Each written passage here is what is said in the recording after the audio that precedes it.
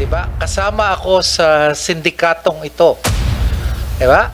At dahil sa kumita ako, dito sa pagsali ko sa sindikatong ito, kumita ako ng 10 milyon. Kuha sa huba naman, hindi pa kukuhanin ng DOJ bago siya matanggap sa Witness Protection Program. Mga practical na aspeto lang po, Your Honor. So ano nga sinabi sa inyo ng mga diskaya? Na-determine ninyo kung magkano ang kinita nila? Diba?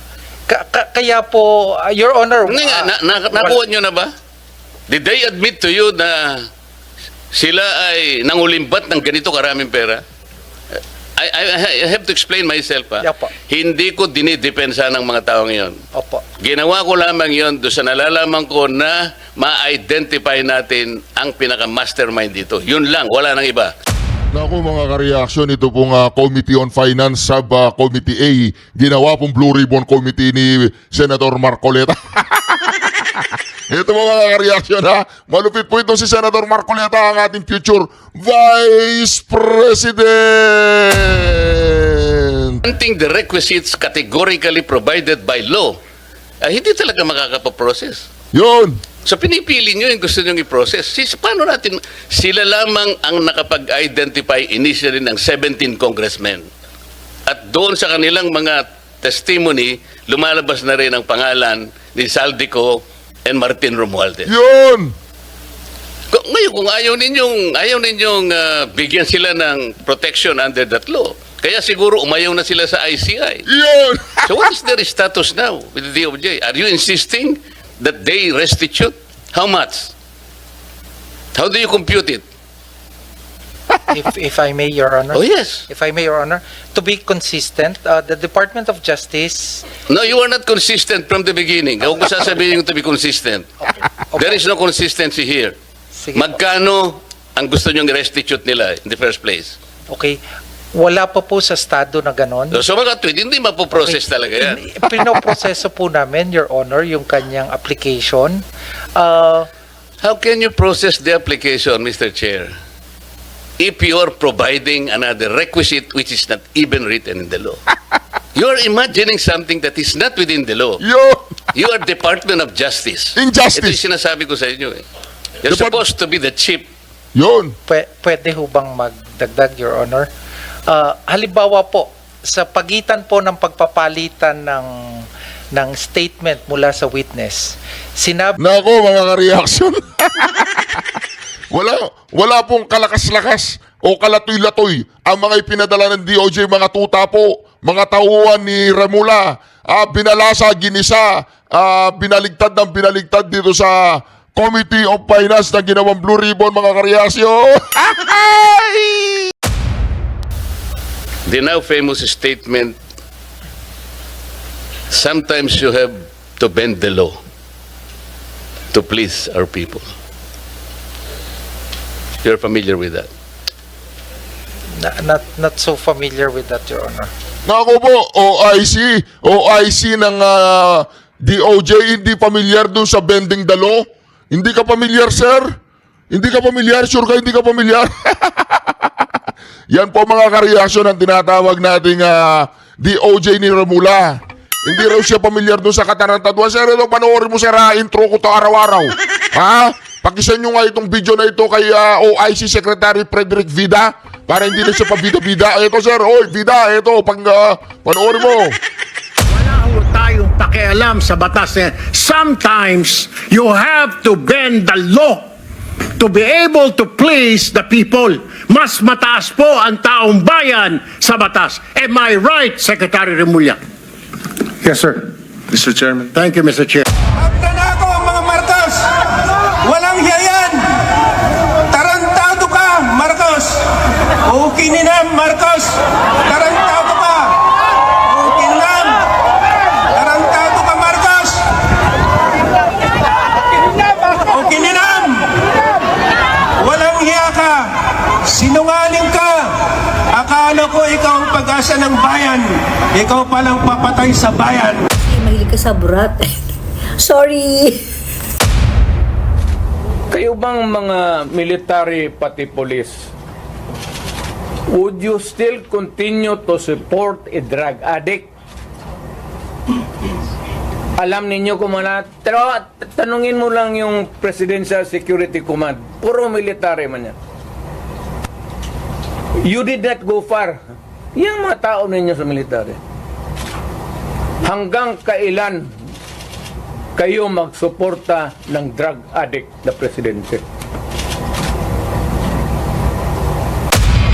Halika dito! Kinakausap pa kita! Ninakawan mo kami, kaya kami binabaha! Halika dito! Putang ina ka! Ninakawan mo kami, kaya kami nagwawala! Ako po'y nananalangin na sana'y patawarin ako sa maaari kong magawa. Galit sa aking damdamin, sa unang pagkakataon ay hahayaan ko kung mawala. Sawa na po kaming hamakin ng mga mapagbalat kayong may hangaring na masama. Nasa taas ay hihilahin at ipaparanas namin ang impyerno dito sa baba. Mga sakit, marapat lamang na panagutin. Maliit o malaki ang nakaway nakabakin. Sibakin, sarap nilang sunugin paslangin. Kung pwede pakitulak sa bangin. Totoo nga kapatid ng magnanakaw, sinungaling mas masahol. Basta hayop ang mga pag-uugali. Bato-bato sa langit ang tamaan na isasabit. Saluhin yung mga ganid ang naipon naming gali. This is the new normal. Ganito na talaga ang buhay natin kahit ano pang gawin natin. Kaya wala tayong kailangan ang pag-iisip natin, hindi natin sinasabi, ay, baka sakali magbagyo. Magkakabagyo talaga. Tangayin nyo na yan! Tangayin nyo na! Tangayin nyo na! Alright mga kareaksyon, hindi raw po pamilyar ang DOJ OIC Secretary doon sa bending dalo na sinabi po ni DOJ Remulla. Nako mga kareaksyon, yan ang sinasabi natin eh. Oh, yung yes sir, o diba? Nakalimutan nyo yung yes sir. The now famous statement, sometimes you have to bend the law to please our people. You're familiar Yeah. with that? Not so familiar with that, Your Honor. How come you're not familiar with that?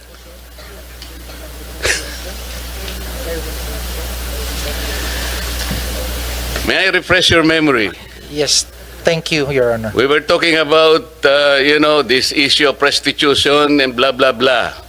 Hanggang dumating yung isang point where one of us made a suggestion. Sometimes we have to bend the law in order to please the people. And he asked the former Secretary of Justice for affirmation. Am I correct, Mr. Secretary? And the Secretary said, yes, sir. You agree with the affirmation of the Secretary of Justice? I do not agree. Thank you. I do not agree because basically in implementing the law, there are positions you can take, but bending the law is not one of them, Your Honor. Buti na lang ganyan na sinagot mo. Kasi sa ibang mga interview, sinasabi niya, bending the law is okay, basta wag lang breaking the law. How can you accept that kind of statement? You cannot bend the law. No one is above the law, sabi pa nga natin. And the overarching principle in the promulgation of our Constitution is upholding the rule of law. No one should bend the law. Not even in imagination. Mahirap po yun eh. Kasi kung sinabi mong you agree, ang dami po kasing nagte-text sa akin, Yusek Andres. Ganyan palang ginagawa sa mga taxes na binabayad namin. Mga buwis namin eh. Hirap na hirap kami, mga halos dugo, pawis. Minsan may kahalo pang sipon. Huwag na magbayad ng tax. Nakapagbayad lang kami ng tamang buwis sa ating pamahalaan. Pabor ba kayo na to please the people, wag na magbayad ng tax? Pabor kayo? Hoy, Remulla, Erwin, pinanganak sa Hawaii, inayupa ka, pabor ka to please the people, wag na magbabayad ng tax? Ilang mga patriotic na citizens. Pwede mo ba, sir? Sabi nila sa akin. Ilaban mo naman kami, in 2026, wag na muna kami magbayad ng tax. Because somebody said, sometimes we can bend the law to please the people. I may be able to please them, Secretary. Kasi yun ang text nila. Can I say yes to that? Can I? You Thank you. Ito pong Secretary, yung pagkaka-transport ng dating Pangulo ng Republika sa The Hague. Ang pagkakaalam ko po kasi, maraming pronouncement ang ating Pangulo.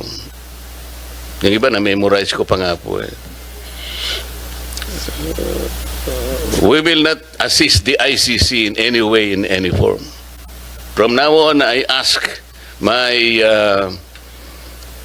secretaries to do the same. I mean, something like that. Pero nangyari, kabaligtaran, Secretary, di ba? The former Secretary of Justice explained that, well, those pronouncements are not cast in stone. Ito na naman eh. Ito yung parang ephemeral lang nangyayari. Parang the government officials' decision, sabi niya, sometimes can be changed at times. What do you think are the factors that necessitated a change of mind? Like from not assisting the ICC in any manner, in any way, in any form, he was just transported there. Now languishing in the detention center on the other side of the planet. What do you think are the factors used by the DOJ? First, Your Honor, if I'm not familiar to the particular circumstances that the particular facts that which made the secretary made the actions before. Who is familiar? Who is familiar from And among second, you? Your Honor, if I also may state, the matter is pending now with the matter before the Supreme Court. So the position, the legal position on the actions of the former Secretary of Justice has been elucidated with the court, but for the Department of Justice, it's Chief Dennis Chan who made the argument and presented the position of the DOJ in this regard, Your Honor. My question is, what are the factors that necessitated a change of mind from not helping the ICC in any way, in any form, which is a policy matter, with the reverse that happened? I'm not privy to that, Your Honor. Who is privy? Kasi parang Your Honor, it may be the former secretary, now the ombudsman. Walang alam tong OIC ah. Walang alam ang OIC kung ang isang ginawa o isang aksyon ng DOJ ay under the law or sinasabi nating naaayon sa batas. Wala siyang alam mga kareaksyon. Mag-abogado na lang kaya ako para ako mag-DOJ dyan. wala na siya sa DOJ, nasa ombudsman na siya. Alam nga naman ipatawag natin siya rito. Yes, Your Honor. What happens now to the principle of continuity?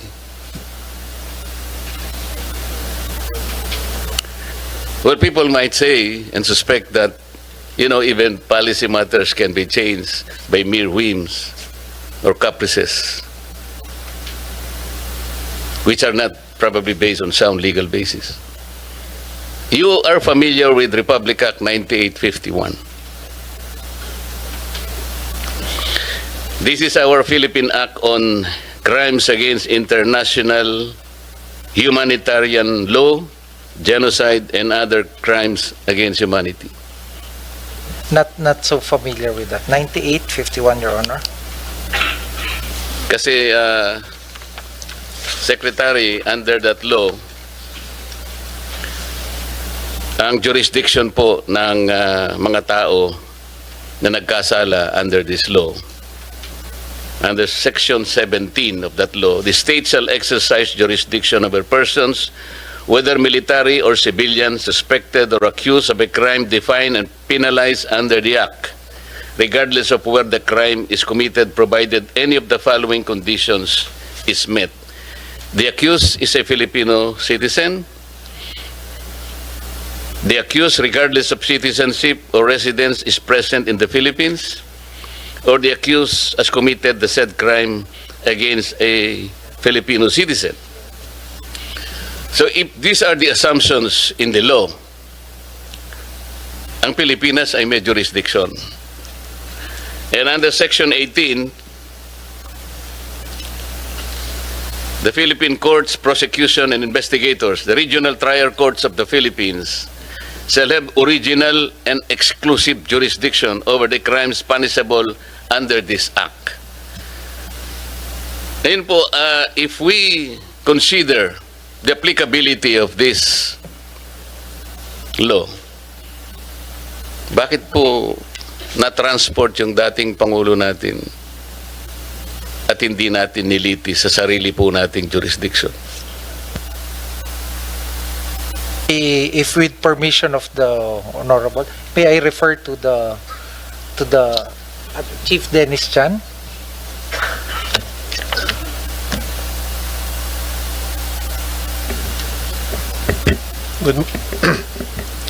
Good morning, Your Honors. Good morning, Senator Marcoleta and Senator Gatchalian.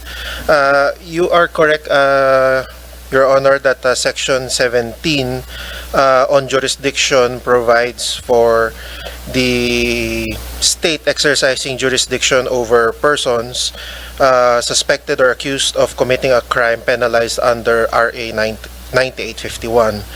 The second paragraph of Section 17, Your Honors, does mention that in the interest of justice, the relevant Philippine authorities may dispense with the investigation or prosecution of a crime if another court or international tribunal is already conducting the investigation or undertaking the prosecution of such crime. Instead, the authorities may surrender or extradite suspected or accused persons in the Philippines to the appropriate international court, if any, or to another state pursuant to the applicable extradition laws and treaties. Your Honor, I believe this was the justification relied upon by the former Secretary of Justice in the action leading to the transfer of the former President, Your Honor. So, Mr. Chair, they are referring to the second paragraph of Section 17 of 9851. Is that correct? Yes, yes, Your Honor. Mr. Prosecutor, I noted that, but I think the colatilia is very, very clear. Pursuant to the applicable extradition laws and treaties. This is absent. So how can you invoke this? Wala na tayong treaty. We have just withdrawn from the Rome Statute. So this cannot be applied. Is that correct? Your Honor, the way we interpreted that second sentence of instead the authorities may surrender or extradite, we see there two different... Paano kung wala po tayong Senator Marcoleta? Paano natin i-interpret na tama ang batas? At paano ipagtatanggol ang mga katulad ng mga maliliit at mga maralitang Pilipino? Paano kung wala tayong Senator Marcoleta dyan sa Senado? Paano kung wala tayong Vice President na Rodante Marcoleta nakatambal ni BP Sara? Kapag ang nanalong Vice President ay hindi natin kaalyado, baka patatalsikin si BP Sara ng madalian. Pero kung ang Vice President po si Marcoleta, mga ka-reaction, wala na silang takas. Different actions to be taken by the state.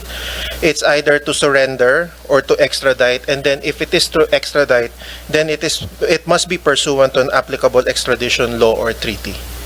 So the action taken, Your Honor, was surrender and not extradition. Pero ang sinasabi niya, pareho sila eh.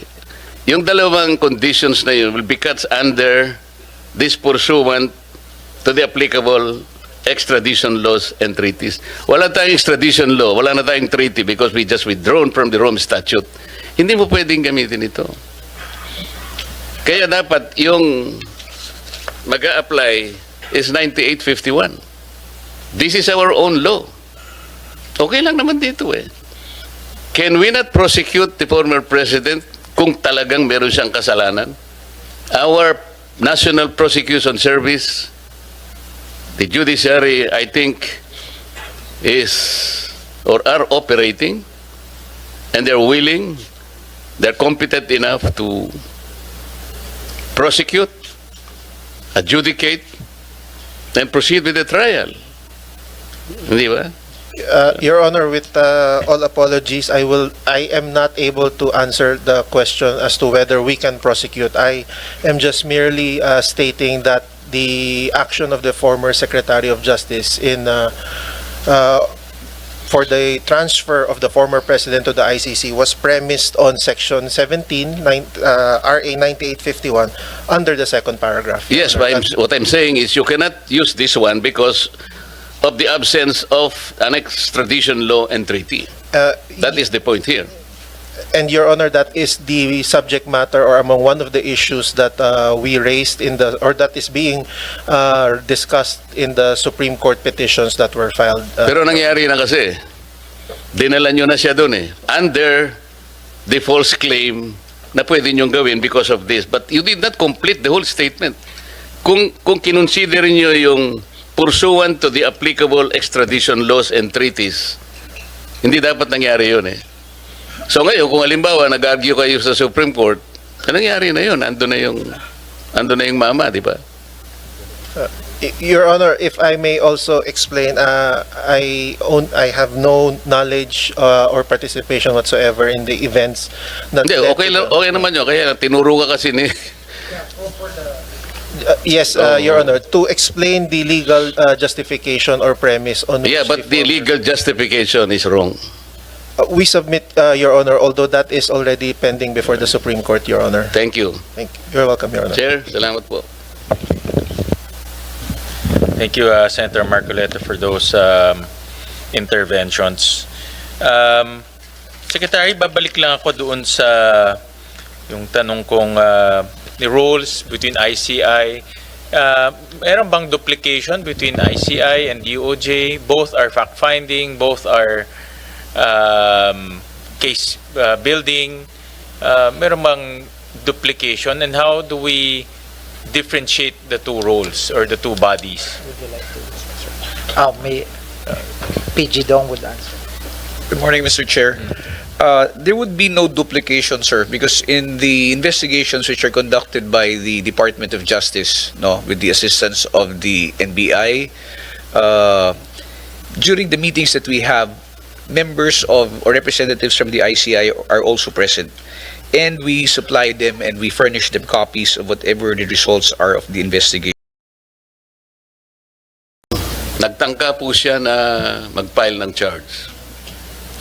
Alam po ba niyo kung ano sinabi ng piskal? Sa may parting Laguna po ito eh. Alam mo ba, bata, kung sino yung gusto mong idemanda? Wala kang kalaban-laban dito. So, under the standard, yung success rate mo sa prosecution, wala, zero ka dito eh.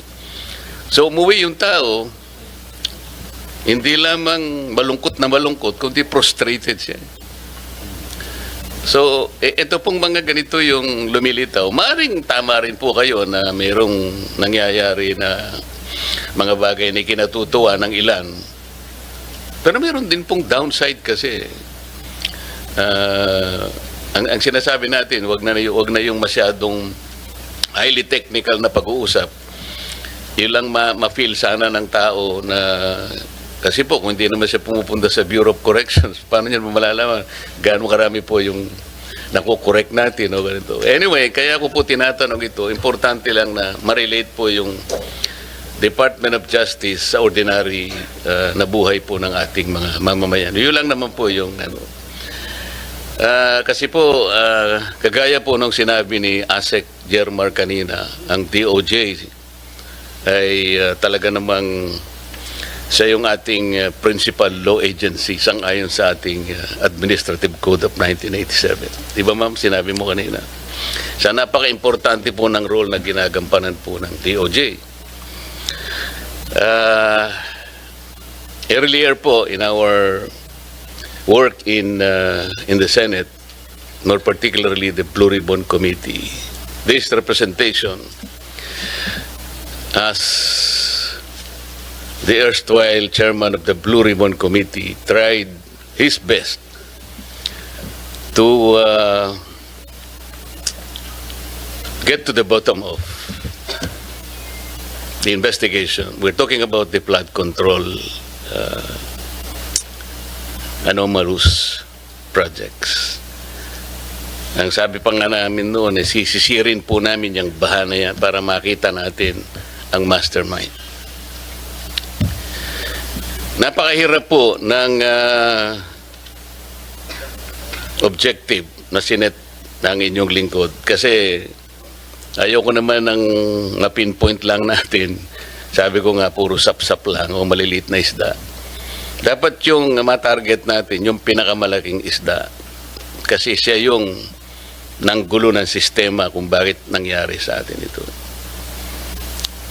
And so, I maximize the potential. Naisip po yung Witness Protection Program.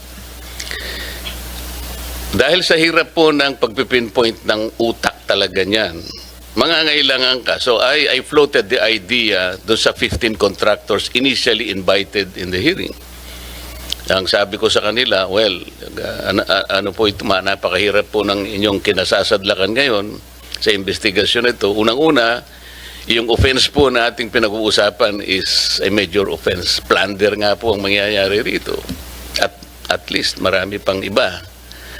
So, kung gusto po ninyo na tulungan ng Estado, meron po tayong remedyo rito because this is legislative investigation.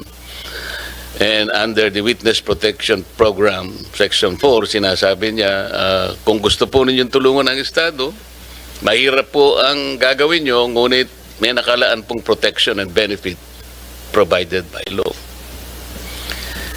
So, nung pinload ko po yung idea na yon, dalawa po yung lumabas, yung mag-asawang Diskaya. And initially, he enumerated 17 members of Congress, House of Representatives. Ang nangyari po, kasi hiningi naman nila yung Witness Protection Program, so nung panahon ko po, I recommended that they be processed under the Witness Protection Program. So sumulat po ako sa Senate President, yun naman po yung dapat nagawin. Sa kamalasan naman po, yung araw din na yun, nagkaroon ng coup. So napalitan po ang Senate President, yung naging Senate President, ayaw niya na po. Ayaw niyang ituloy.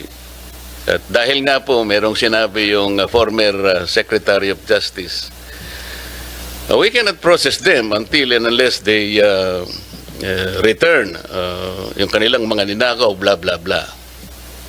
So the new Senate President, pinangatawanan niya yun. Oo nga naman, sabi niya, the Secretary of Justice, sabi niya, yeah, that's a good policy. Kailangan mag-restitute muna sila before they can covered by the WPP. Paano po?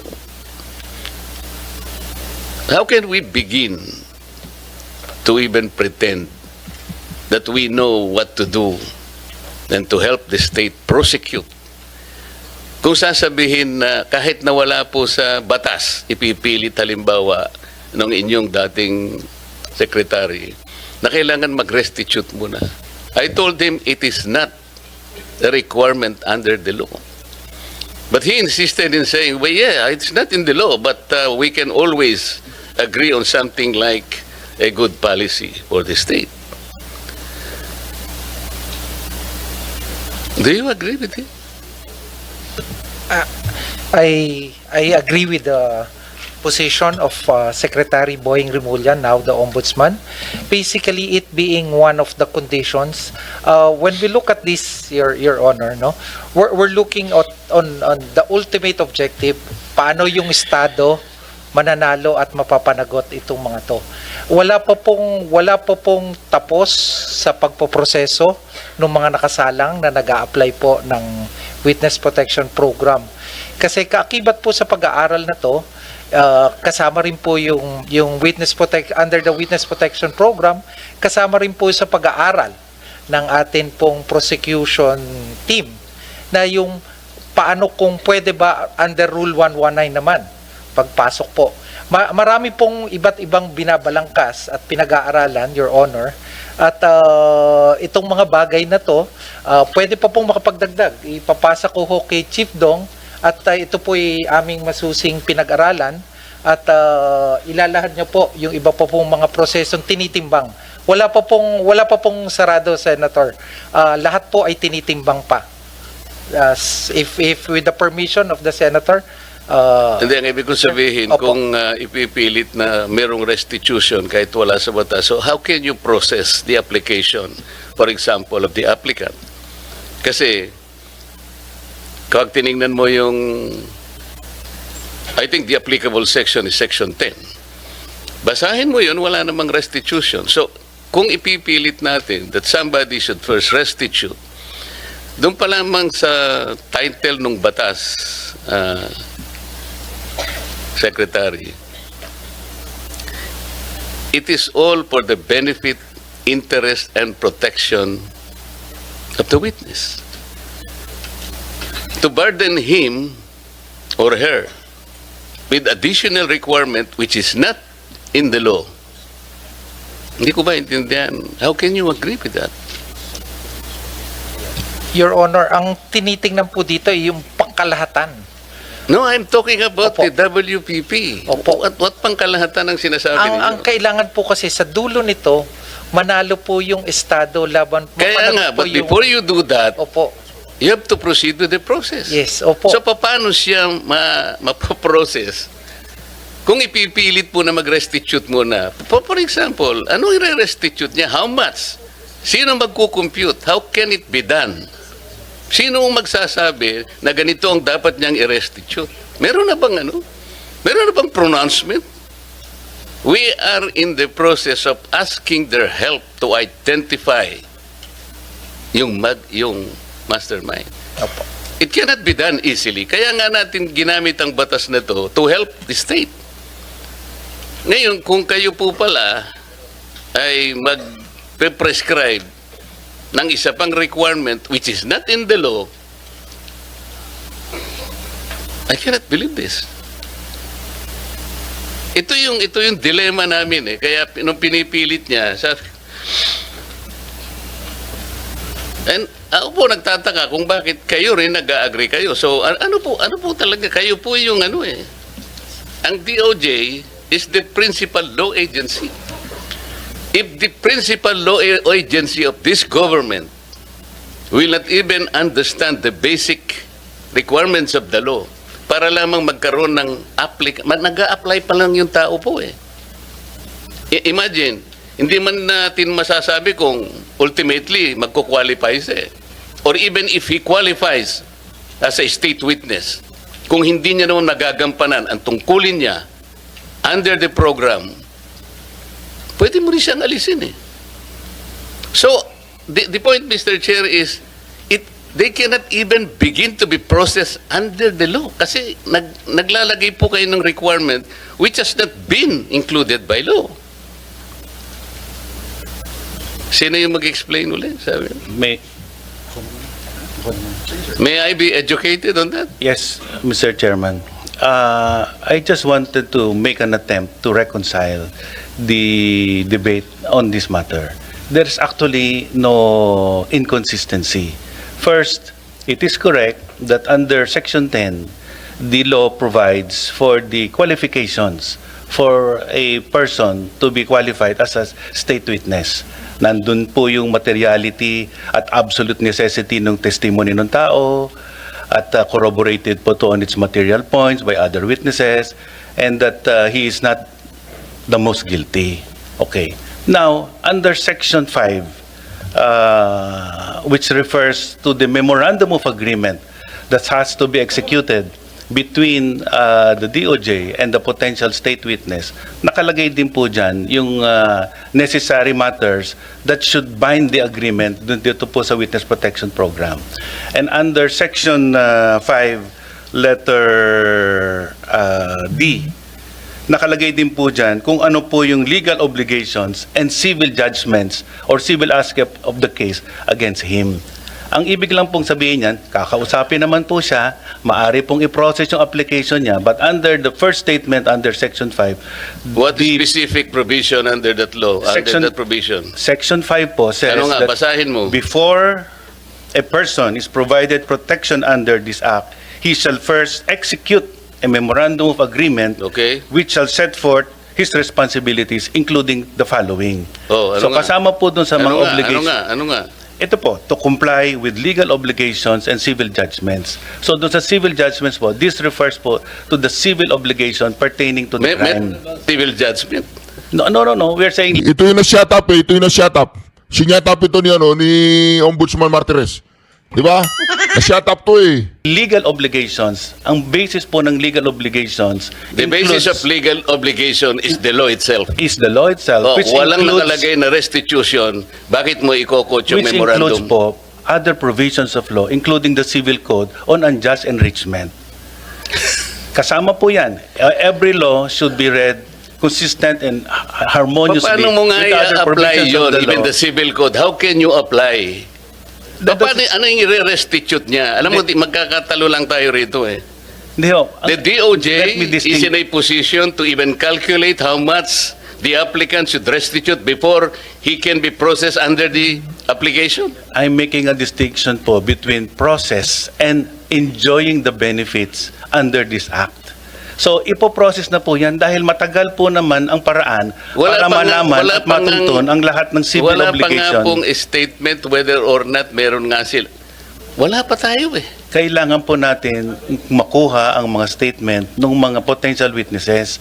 Kailangan pong evaluate, kailangan pong malaman. Doon sa, kung ano po doon sa yung memorandum na lahat po ng sinasabi mo, Yusek, sinasabi restitution?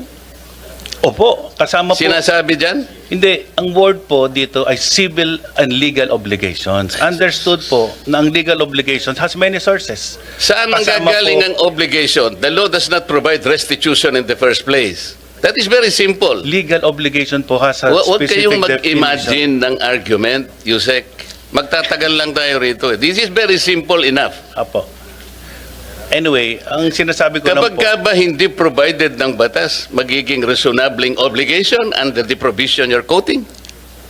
we are saying that legal obligations is defined under You the law. cannot And legal even obligations you includes cannot unjust use enrichment. your opinion will even matter here. That's your opinion. Ang pinag-uusapan natin is the requisite of law. Thus, the maxim expressio unius est exclusio alterius ring a bell to you?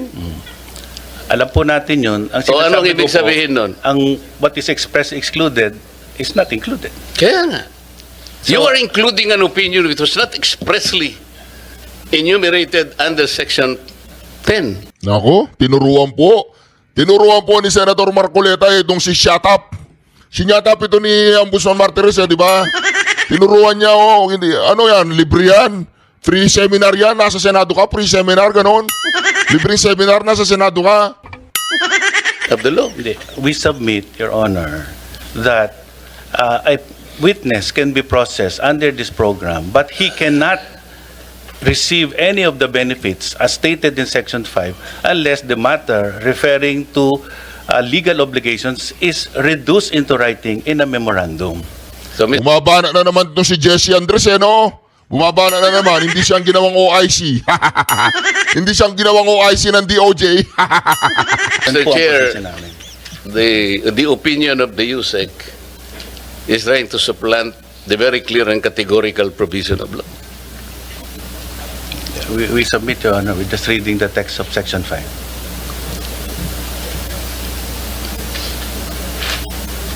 Your Honor, may I also add, we are trying to get to the bottom of the You investigation. are adding an opinion and you are supplanting the basic provision of law. You cannot do that. And sabi pa nga natin, the spring cannot rise higher than its source.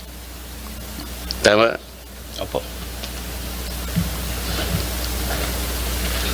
Eh, paano? Pati opinion mo, gagamitin natin. Sana wag ganun para hindi na tayo magtagal. Ano? Paano nyo mapoprocess ngayon ito, Sec, Bida? Kung ipipilit nyo halimbawa, tingnan nyo hanggang ngayon, what is the status of the application, for example, of the Discayas? I am not defending them. Kaya ko lang po pinipilit ito because kagaya ng sinabi ko, gusto nating ma-identify yung mastermind. Kung ayaw ninyong i-identify yung mastermind, that's a different matter altogether. So, kahit na wag nyo na siyang i-process, okay lang. Pero kung gusto nyo malilit na isda lang, kaya ayaw niyang i-process, nasa sa inyo yon. Nasa sa inyo yun. Kasi dito sa inyong presentation,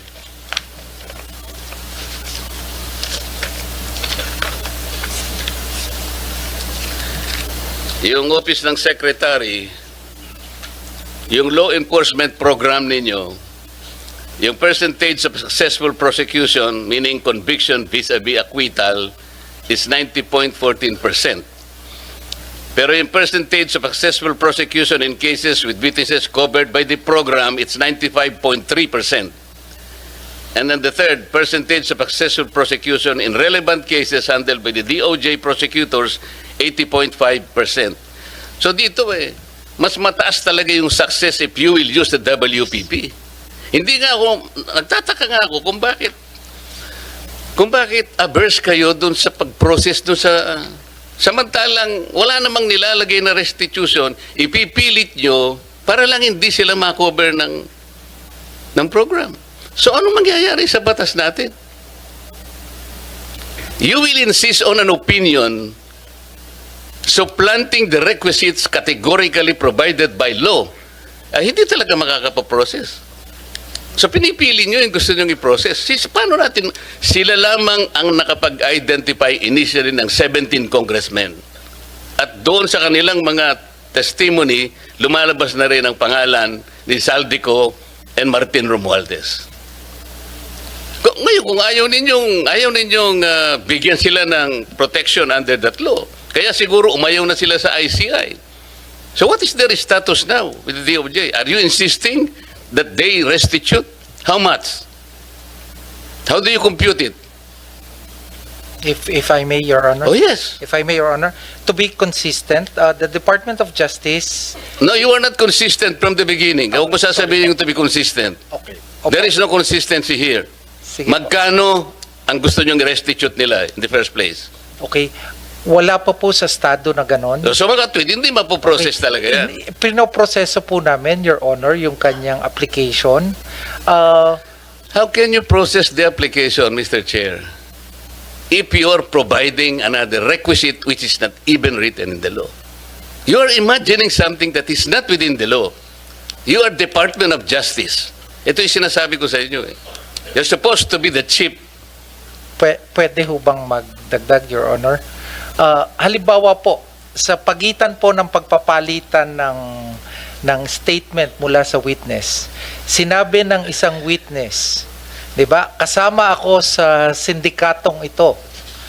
'Di ba? At dahil sa kumita ako dito sa pagsali ko sa sindikatong ito, kumita ako ng 10 milyon. Kuwasa ho ba naman hindi pa kukuhanin ng DOJ bago siya matanggap sa Witness Protection Program? Mga practical na aspeto lang po, Your Honor. So ano nga sinabi sa inyo ng mga diskaya? Na-determine ninyo kung magkano ang kinita nila? Diba? Kaya po, Your Honor... Nakuha nyo na ba? Did they admit to you na sila ay nangulimbat ng ganito karaming pera? I have to explain myself. Opo. Hindi ko dinidepensa ng mga taong yon. Opo. Ginawa ko lamang yon doon sa nalalaman ko na ma-identify natin ang pinaka-mastermind dito. Yun lang, wala nang iba. Opo. Kung gusto nyong ang ma-identify puro butete at saka sapsap, bahala na kayo sa buhay nyo. Gusto rin po namin, Your Honor. Gusto nyo pala eh. Opo. Why are you putting a requirement that is not within the law? Tsaka na natin sila na-prosecute na natin yung mandarambong, na-prosecute na natin yung mastermind. Bakit? Makakalampas ba sila sa civil liability? Of course, the court will in proper time, adjudicate kung anong dapat nilang isoli sa gobyerno. That is the only time when restitution can be done. Kasi mayroong court order eh. Pero sa ngayon, will you abuse your discretion na kaya niyong gawin ito kahit na wala sa batas? How can the Department of Justice do that? You're supposed to be the embodiment of justice. Mr.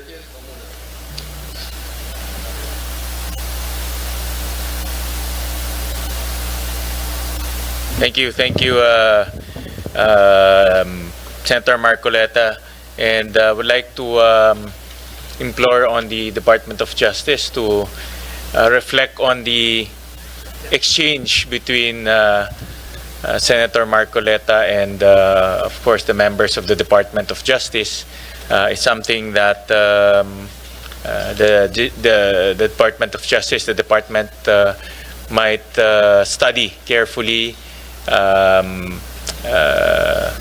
analyze the situation carefully. I think the objectives are the same, no? To put people into account or hold people to account, and those who transgressed our laws should be put in jail. No? I think that is very clear